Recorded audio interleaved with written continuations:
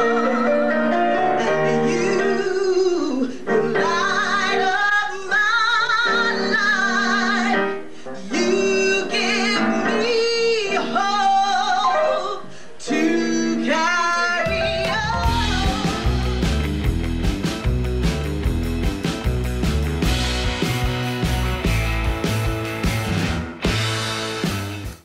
Welcome back to History Repeating, and our second episode with the one and only Lynda Laurence of the iconic group, The Supremes. When Cindy Birdsong was getting ready to leave the group in 1972, The Supremes were looking for a member to replace her. But originally, it wasn't Lynda that they were looking at. It was her sister, Sundray. Well, the girls, the Supremes were looking for, because Cindy was going to leave. And so they were looking for a replacement. So Cindy and Mary came to the Carter Barron Theater when we were working with Stevie there to see his backup group. And so my sister was on one end and I was on the other. And Terry was in the middle. And so after that night, we were told that the Supremes were there. And I believe, yeah, we did meet them. We met them that night. And I always thought that if anyone was going to be chosen for the Supremes, it would be my sister, because if you put Cindy Birdsong and my sister's picture together, you'd say, are they sisters? Much more than saying my sister and myself. So yeah, they came and Mary decided that she wanted to see my sister, Sundray Tucker. She wanted to see her.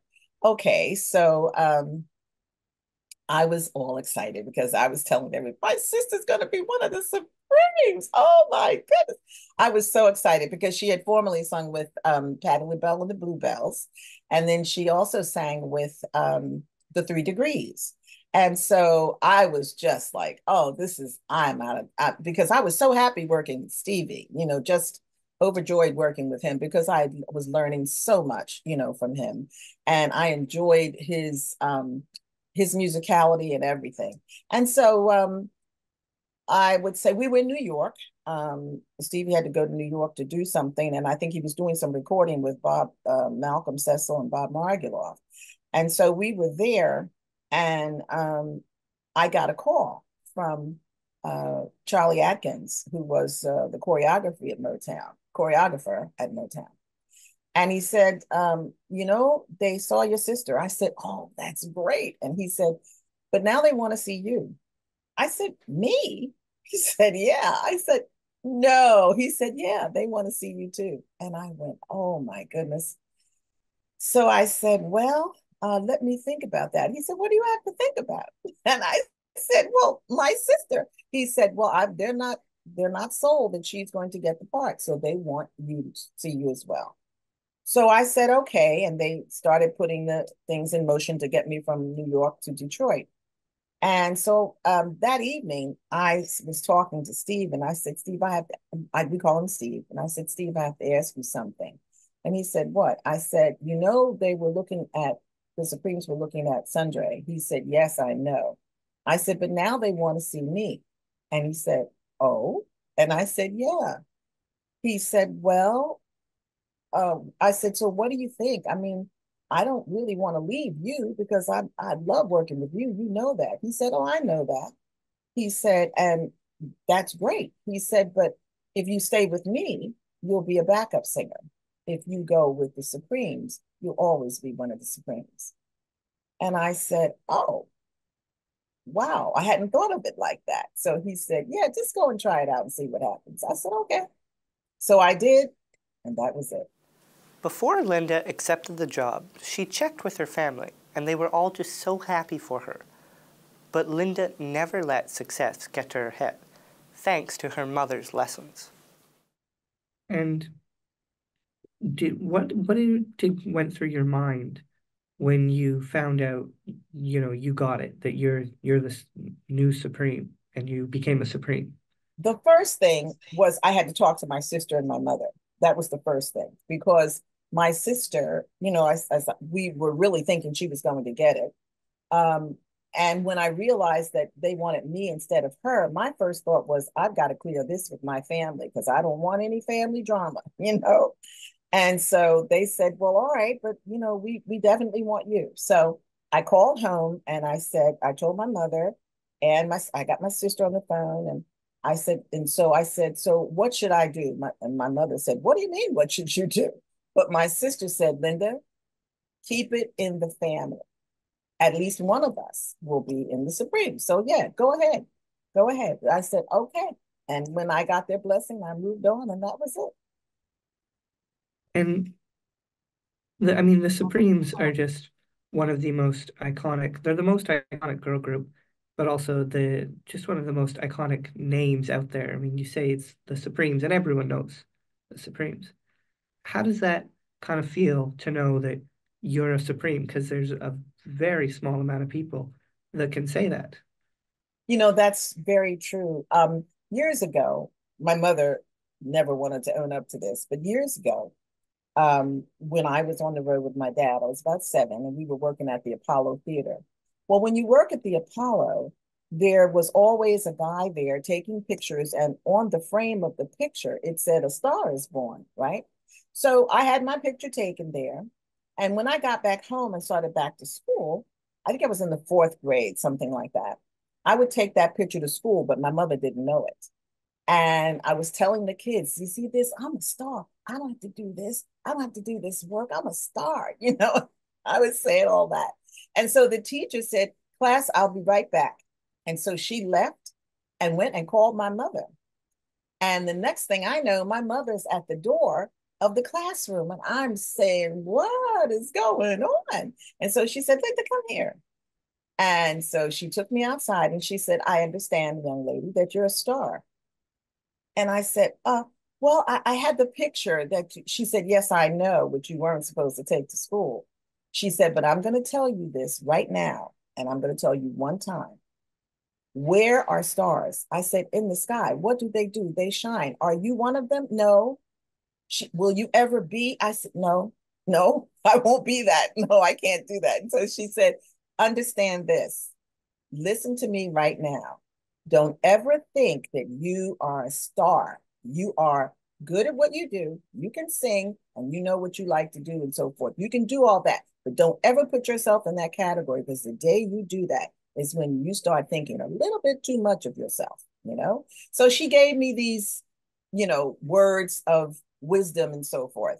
And had it not been for the inner me that had to sing and had to perform, I could have taken it the other way and, oh, I'm never going to be a star. I'm never going to do anything. No, I took it the other way. I listened to what she said.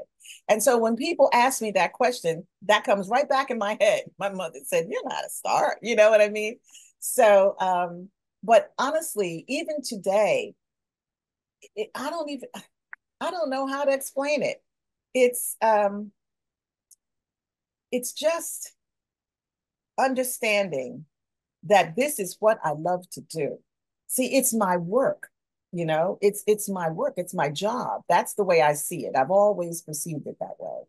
And what it is to me is when people say, oh, you know, you're this and you're that, you know, I say, thank you, I appreciate it, but we all have talent, you know, we all can do what we do. But I really do. I think when we worked with Diana in 2000, that was probably one of the times when I felt okay. When we were coming down the stairs of the first show that we did at Madison Square Garden, and my mother and father were in the audience, that was the most special night ever for me on stage. When they first saw us working with Stevie Wonder, that was special too.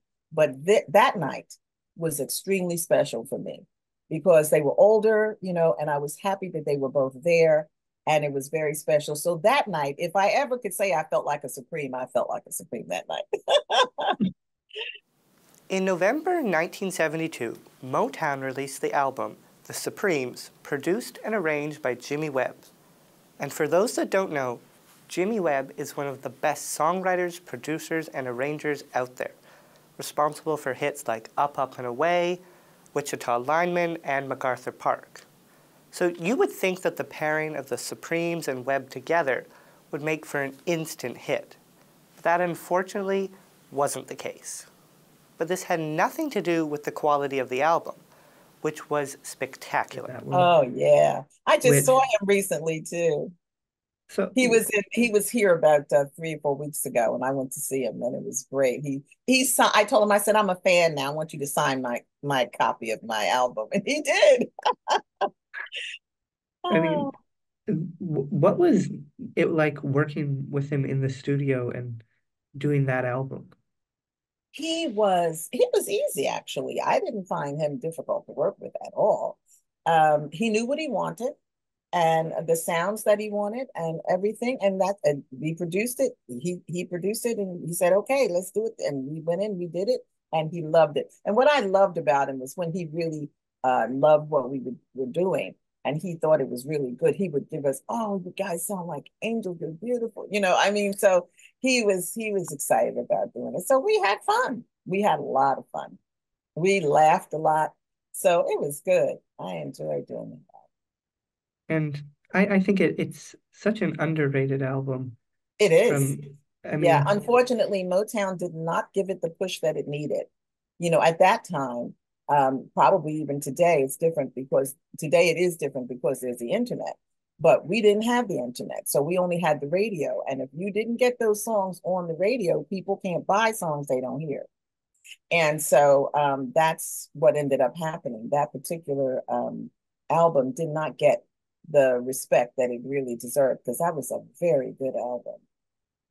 and I read that Jimmy Webb said that he knew that the album wasn't going to go anywhere when he saw the cover of it because Yeah, for some reason you guys were not on the cover. And exactly. so if you weren't looking, you wouldn't really Right. recognize it. Exactly. That really hurt my feelings.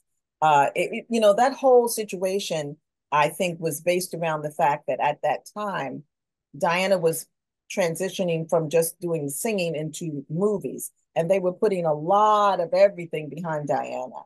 And so not that they wanted to squash us, but they weren't putting us in the position that we needed to be in either. Because whoever puts out an album and doesn't even have the face on it, it didn't make any sense at all. It just didn't make any sense.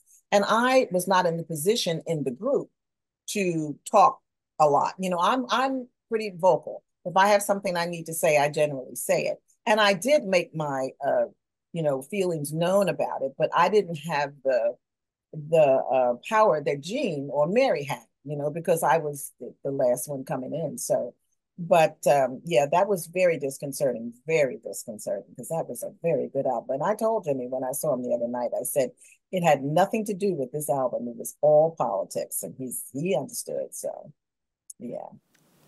Mary Wilson was a founding member of the Supremes, and she kept the legacy of their group alive long after their disbandment in 1977. Lynda has many fond memories of working with Mary. In fact, the two of them even lived together for a while. And what was it like, working with Mary specifically? Because, I mean, she was a founder of the group Yes. and really, really loved the Supremes, and she kept that legacy going Oh, yes, she for her did. entire life. Yes, she did. She was a Supreme through and through. And excuse me, well, I was probably the only Supreme that ever lived with Mary. When I first came out here to California, I didn't have a place. And so I stayed with Mary. And we had fun living together, roommates and everything, and working together. It was fun. Everything was, I mean, I was just happy to be a part of this, legacy. So I just had a good time doing whatever. And working with Mary was easy. Mary loved this group. She loved the Supreme. She loved everything about it.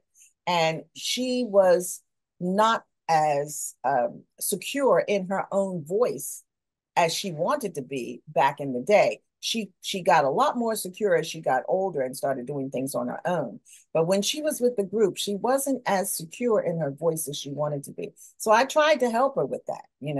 I tried to help her to say, hey, you can do this, try that. You can do that. You sound good doing that, that kind of thing. But she loved this group. This was her life's work, and she kept it going. She really did. It's well known that the Motown acts were taught etiquette by a woman named Maxine Powell, but Lynda had already been taught this before joining Motown, which may have been the deciding factor in her becoming a Supreme. And when you joined the Supremes, what was it was it intimidating for you because they had such a well-known reputation already? Um, at Motown, there was Motown, the way Berry Gordy structured the company in order to keep the groups and everybody in understanding what their social responsibilities were. He had a woman by the name of Maxine Powell, who was she did all of the etiquette for Motown. She taught you how to walk, sit, stand, speak, blah, blah, use the forks, everything. And so what happened was when I came from Philadelphia, there was a woman in Philadelphia who I was under her tutelage, and her name was Vera Gunn. And Vera Gunn knew Maxine Powell. So when I got to Motown, Maxine, when I met her, she said, I understand that you are under the tutelage of Vera Gunn. I said, yes, I am. And she said, I don't have to teach you anything because she knew VG. And so I wasn't intimidated because I love to do what I do. I've never, I can't say, I've often tried to remember if I've ever been nervous going on stage, like really nervous, and I haven't. I get excited, but I don't get nervous. I get excited and then I get okay, let's do this, and then go out there and do it. So I never got intimidated. I never got, and Jean has such a beautiful voice. I just love listening to her sing, which was so good. And so no, I never got intimidated. I knew how to do all the other things that Mary and Jean and others had to learn how to do, but I already knew those things because I modeled for years. And so I've started modeling, doing commercial photography and things like that at a young age. So I knew those kinds of things. So I was just really ready. I was really ready for it. And I think that's what they may have seen between me and my sister. My sister didn't go to finishing school and all of that, but I did. And I think maybe that may have been one of the other reasons because my sister has a beautiful voice and she could have very easily taken Cindy's place with her sound and her look and everything. So yeah, I think that's kind of what it is. I've never been intimidated at all. I mean, when Diana called me, I'll never forget that day. I was in my office, and that day I had just put a facial on, so the facial was getting hard, And when she called, I said hello, like that, and she said, "Hi, this is Diana Ross. Is Lynda there?" And so I know the fans. We have a lot of fans, and a lot of them can do very good interpretations of different people's voices, right? So I said, okay, who is this? And she said, Diana Ross. And I said, okay, no, seriously, I have a facial on and I can hardly talk. So who is this? She said, this is Diana Ross. And I said, oh my goodness, Diana, this is Lynda. And she started laughing. I said, I have a facial on. I started telling her and everything. And then she was telling me, she wanted me to do the tour with her and all. And I was just like, are you kidding? I couldn't believe it. Now that was exciting. It wasn't intimidating, but it was exciting. My first thought was, I've got to learn all these songs over again. And that's exactly what happened because she does them like they were on the record. We had kept the group going, but we changed a lot of things. We made it a little more, up to date for us. And so the first thing I thought about was, okay, got to rehearse, But yeah, that was exciting, very exciting. The Return to Love tour with Diana Ross was an absolute dream for Lynda. But Diana also enjoyed the chemistry between Lynda and Sherry, as the two had been friends for over 20 years by this point. And the three of them had a lot of fun together on the tour. And what was it kind of like once, the tour was kind of in swing with promotion and that?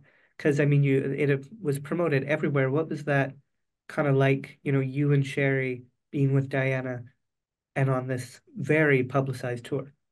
Well, I remember one day Diana got in the car and she said, we were talking about something. And she said she needed something. I said, oh, Sherry probably has it because she has everything in that bag. Because Sherry used to carry a purse that had everything in it. If you wanted something, I don't, a Band-Aid, whatever, just ask Sherry. It's in that purse. And Diana thought that was so funny.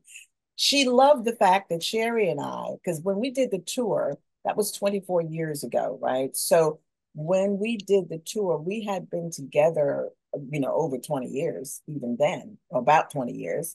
And so we knew each other. Sherry and I knew each other very well. And so Diana really liked the banter between Sherry and I. She liked that um, the continuity that we had. She really enjoyed the fact that we got along because she said that wasn't the way it was when she was with the group. But so her group, time, the feelings were completely different. But with us, she loved it. We laughed all the time. We joked. We told jokes. We did, and so she loved all of that. And so it was a fun tour. It was really a fun tour. I was quite disappointed when it had to end. It was very, very good. And I guess that was like a production wise, very big Oh, it was for us. wonderful. We had a complete orchestra with the strings and everything. And I think that's the part for me. One of the things I've always wanted to do was conduct an orchestra. That's just something I've always thought I wanted to do. And that was so much fun every night to stand at the top of the stairs and walk down and see this incredible orchestra as we go down on both sides. It was fabulous. It was absolutely wonderful. And I enjoyed every single second of it. I really did. That must have been just so special It to was. My to mother you know. said, I'm sorry, excuse me. Well, no, no, go ahead, go ahead. My mother said, she said, Lynda, when the curtain opened and you guys were standing on those stairs, she said the gowns were literally like dispersing all kinds of, just like it was like a fireworks. She said it was amazing because these gowns were Diana had sent to Italy, and she had these gowns had pieces of mirror, like glass, all over, and each piece was different. There was no piece. Those gowns were so heavy, it was unbelievable. But my mother said you could hardly see your faces because the shine was it was so brilliant. She said this was the most spectacular thing I have ever seen. She and my father were in tears. I mean, that to me, there's nothing anybody could say to me other than that really, I mean, that was absolutely spectacular. My son couldn't be there because he was working. So he's a drummer and, he's doing his thing. So he was on the road. So he couldn't be there. But man, I'm telling you, I was a happy camper that night when my mother and father were there. Lynda Laurence is one of only a handful of women that can say they were supreme. But Lynda's career didn't stop after that. She worked with the likes of Aretha Franklin, Joe Cocker, and Harry Nilsson after her tenure with the group. So look out for our next episode with Lynda to hear about these projects. Until next time, this has been History Repeated.